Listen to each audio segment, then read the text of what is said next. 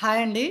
ఈరోజు మీకు కుడుములు ఎలా తయారు చేయాలో చూపిస్తానండి. అలాగే కుడుముల్లోకి నువ్వు పచ్చడి, ఎల్లిపాయ కారం ఎలా తయారు చేయాలో చూపిస్తాను. ఇవి బియ్యపిండి కుడుములండి. ఇవి మల్టీగ్రెయిన్స్ కుడుముల పిండి కుడుములండి. ఇది పల్లి చట్నీ అనుకున్నారు, కాదండి. ఇది నువ్వు పచ్చడి, ఇది ఎల్లిపాయ కారము. ఇది కూడా ఇప్పుడు ఎలా తయారు చేయాలో నేను చూపిస్తానండి. ఇది కొంచెం వెరైటీ ఉంటుంది, చూపిస్తాను. నువ్వు పచ్చడికి కావాల్సిన పదార్థాలు: నూగులు ఒక చిన్న సగం కప్పు, నువ్వులు, చింతపండు, ఒక 10 ఎల్లిపాయ రెబ్బలు, ఒక ఉల్లిగడ్డ, ఒక 10 పచ్చిమిర్చి కట్ చేసుకొని పెట్టుకోవాలి, సాల్ట్. ఇవి నువ్వు పచ్చడి కావాల్సిన పదార్థాలు. ఇప్పుడు స్టవ్ ఆన్ చేసి నువ్వులు వేయించుకోవాలి. కలర్ మారేంత వరకు వేయించుకోవాలి నువ్వులు.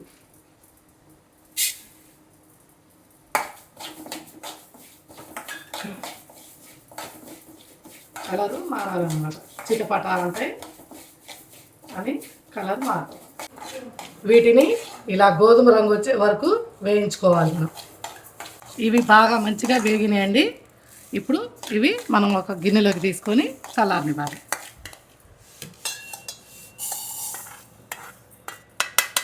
ఇప్పుడు మళ్ళీ కళాయిలో కొంచెం ఆయిల్ వేసుకొని పచ్చిమిర్చి నేను మధ్యలోకి కట్ చేసి పెట్టుకున్న ఒక 10 పచ్చిమిర్చి వేసుకొని వేయించుకోవాలి. మనం మామూలుగా పచ్చళ్ళకి ఎలా వేయించుకుంటామో అలా వేయించుకోవాలన్నమాట. పచ్చిమిర్చి వేసిన తర్వాత ఒక 1/2 స్పూను జీలకర్ర వేసుకోవాలి. ఇప్పుడు వేయించుకున్న నువ్వులు మిక్సీలో వేసుకుందాం. తర్వాత ఉప్పు కూడా వేసుకుందాం, తగినంత ఉప్పు. ఎక్కువ కావాలనుకుంటే ఎక్కువ, తక్కువ తినేవాళ్ళు తక్కువ వేసి ఇప్పుడు మిక్సీ తిప్పుకుందాం. ఇలా పొడి చేసుకున్న తర్వాత ఇందులో మనం వేయించి పెట్టుకున్న పచ్చిమిర్చి, ఇందులో జీలకర్ర కూడా వేసాం కదండి. ఇప్పుడు ఈ పచ్చిమిర్చి వేసుకోవాలి జార్లో. తర్వాత నానబెట్టుకున్న చింతపండు, కొంతమంది పులుపు ఎక్కువ తక్కువ తినొచ్చండి, అందాజగా చూసి వేసుకోండి. కొంచెం చింతపండు నానేసుకున్న ఆ వాటర్ కూడా పోసుకోవాలన్నమాట, ఎందుకంటే పచ్చడి అంత గట్టిగా ఉండదు కాబట్టి. ఇప్పుడు ఎల్లిపాయలు కూడా వేసుకొని ఇప్పుడు మనం దీన్ని మిక్సీ తిప్పుకుందాం. ఇగో ఇలా ఈ మెత్తగా అయిన తర్వాత మనం కట్ చేసి పెట్టుకున్న ఉల్లిపాయలు వేసి కచ్చా పచ్చాగా తిప్పుకోవాలి. ఇలా మెదిగిన తర్వాత దీన్ని మనం ఒక గిన్నెలోకి తీసుకుందాం. చేతితోటే నీట్గా తీసుకోవాలండి, స్పూన్లతోటి తీస్తే మొత్తం రాదండి. ఇలా చేతితో మొత్తం నీట్గా తీసుకోవాలి. ఇప్పుడు మనం పచ్చడి ఇలా అయిన తర్వాత గిన్నెలోకి తీసుకున్న తర్వాత మనము తాలింపు చేసుకుందామండి. నేను శనగపప్పు, మినపప్పు, జీలకర్ర, ఆవాలు, ఎండుమిర్చి కూడా కట్ చేసి పెట్టుకుంటానండి. నేను ఇలా ఒకసారి కలిపి పెట్టుకుంటాను తాలింపు గింజలు. అలా కళాయిలో కొద్దిగా ఆయిల్ వేసుకొని ఒక 2 టేబుల్ స్పూన్లంత ఆయిల్ అన్నమాట వేసుకొని అది కాగిన తర్వాత, వేడెక్కిన తర్వాత ఒక్క నిమిషం వేడెక్కిన తర్వాత ఇప్పుడు నూనె కాగిందండి. ఇప్పుడు మనం దీంట్లో తాలింపు గింజలు వేసుకుందాం. కొంచెం ఎక్కువ ఉంటేనే బాగుంటుందండి. ఇప్పుడు కట్ చేసి పెట్టుకున్న ఎండుమిర్చి ఉన్నాయి కదా, అది కూడా వేసుకుందాం. కొంచెం కరివేపాకు,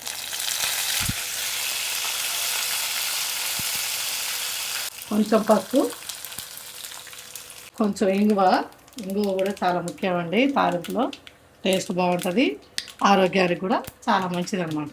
స్మెల్ కూడా చాలా బాగా వస్తుందండి. ఇప్పుడు మనం పెట్టుకున్న పోపుని ఈ పచ్చట్లో వేసేసుకుందామండి.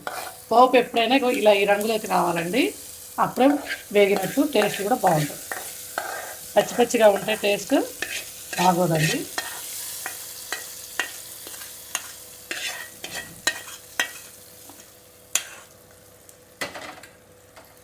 ఇలా పెట్టుకున్న తర్వాత మంచిగా ఇలా కలుపుకోవాలి. ఇంతేనండి, నువ్వు పచ్చడి రెడీ. ఇది కుడుములోకి చాలా బాగుంటుందండి. ఇది మా పెళ్ళైన దగ్గర నుంచి మా అత్తగారు, వాళ్ళ అత్తగారు కుడుములోకి ఇదే చేసేవారంట. చాలా బాగుంటుంది, టేస్ట్ ఉంటుంది.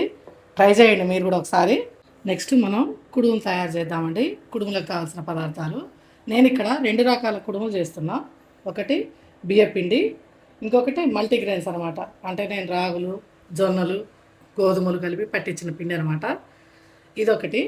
ఇప్పుడు దాంట్లోకి కొంచెం జీలకర్ర, అలసందలు అంటే బొబ్బర్లను కూడా అంటారు, అవి, ఉప్పు అనమాట. ఇవన్నీ వేసి మనం పిండి కలుపుకుంటాం. కొంచెం జీలకర్ర. ఇప్పుడు మనం తయారు చేసుకునే కుడుములోకి అలసందల్ని ఒక సగం కప్పు అలసందలు ఇలా నీళ్ళల్లో ఉడకబెట్టుకోవాలి. కావాలంటే కుక్కర్లో ఒక 2 విజిల్లు కూడా రానిచ్చుకోవచ్చు. నేను కొంచెమే చేస్తున్నా కాబట్టి నేను పీతలో స్టవ్ మీద పెట్టుకున్నాను అనమాట. మనం ఇందాక ఉడికించి పెట్టుకున్నాం కదా,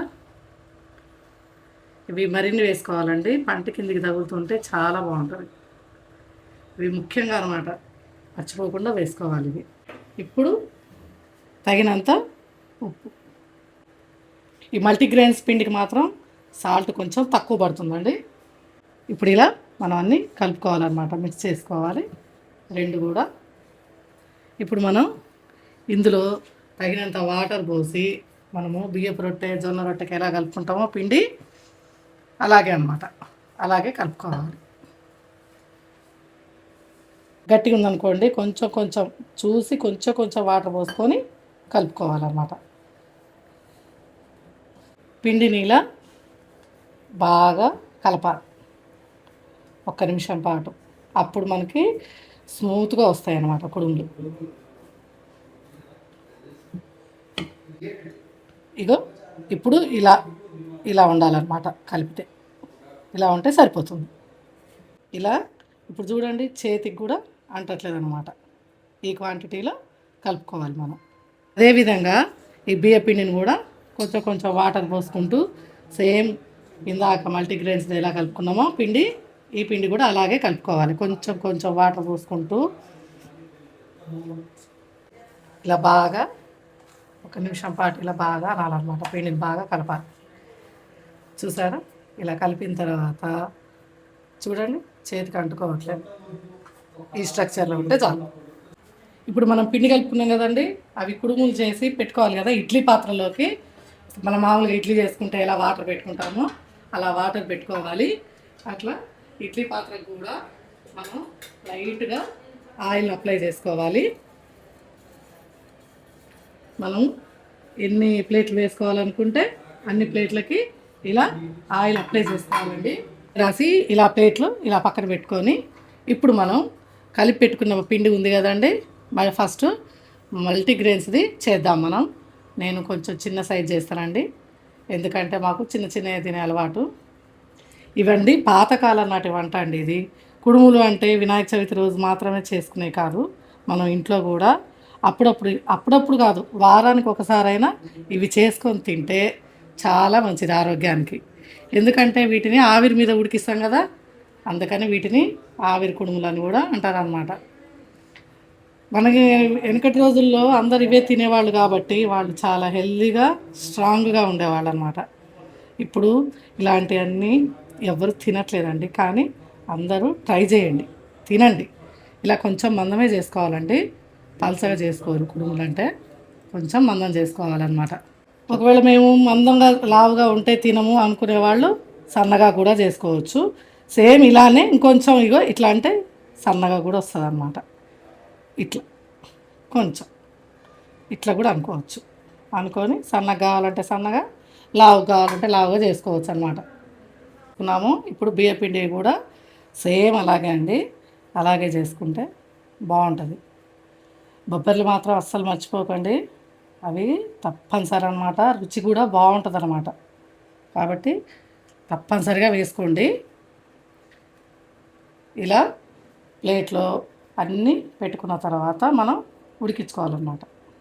కానీ చాలా ఆరోగ్యానికి చాలా మంచిదండి. ఇదివరకటి ఎవరు తినట్లేదని మళ్ళీ మళ్ళీ చెప్తున్నా, తప్పనిసరిగా అందరూ ట్రై చేయండి. ఇప్పుడు అన్ని ప్లేట్లలోకి కుడుములు రెడీ చేసి పెట్టుకున్నానండి. నాకు ఒక 2 కుడుములు ఎక్కువైనాయి. అయినా పైన ఏ ప్లేట్ పెడతామో దానిపైన ఒక 2 ఇలా పెట్టుకున్నా సరే ఉడుకుతాయి అనమాట, ఏం కాదు. ఇప్పుడు స్టవ్ ఆన్ చేసుకొని ఇడ్లీ పాత్ర పెట్టుకొని మనం తయారు చేసి పెట్టుకున్నవి దాంట్లో పెట్టుకుందాం. ఇలా ఒక్కొక్క ప్లేటు మనం పెట్టుకుందాం. కరెక్ట్గా 10 నిమిషాలండి, 10 నిమిషాలు ఉడికితే సరిపోతుంది. మంట హైలో పెట్టుకొని ఒక 10 నిమిషాలు ఉడికించుకుంటే కుడుములు రెడీ అవుతాయి అన్నమాట. ఎల్లిపాయ కారం ఎలా చేస్తానో చూపిస్తున్నానండి. ఎందుకంటే కుడుములోకి ఎల్లిపాయ కారం కూడా చాలా బాగుంటుంది. అయితే ఎల్లిపాయ కారం అప్పటికప్పుడు ఇలా చిన్న దాంట్లో చేసుకుంటానండి. నేను ఒకేసారి చేసి స్టాక్ పెట్టానండి. ఇలా చేసుకుంటే టేస్ట్ కూడా బాగుంటుంది, అప్పటికప్పుడు బాగుంటుంది. కారం వేసిన తర్వాత తగినంత ఉప్పు, కొంచెం ఎక్కువ, కొంతమంది ఎక్కువ తింటారు, కొంతమంది తక్కువ తింటారు కదండి. రుచికి సరిపడా ఉప్పు, తర్వాత కొంచెం జీలకర్ర, తర్వాత ఎల్లిపాయలు వేసి కచ్చాపచ్చాగా దంచుకోవాలండి. ఇప్పుడు దీంట్లో మనం కొంచెం పసుపు కూడా వేసుకుందామండి. పసుపు యాంటీబయాటిక్ కదండి, ప్రతి దాంట్లో వాడాలన్నమాట. ఏ కూర చేసినా సరే దేనికైనా పసుపు వాడితే మంచిదన్నమాట, మంచిగా పనిచేస్తుంది, యాంటీబయాటిక్ అది. ఇలా మనం మంచిగా దంచుకోవాలండి, బాగా ఎల్లిపాయలు మెత్తగా మెదగాలన్నమాట, కారంలో కలిసిపోవాలి ఎల్లిపాయ.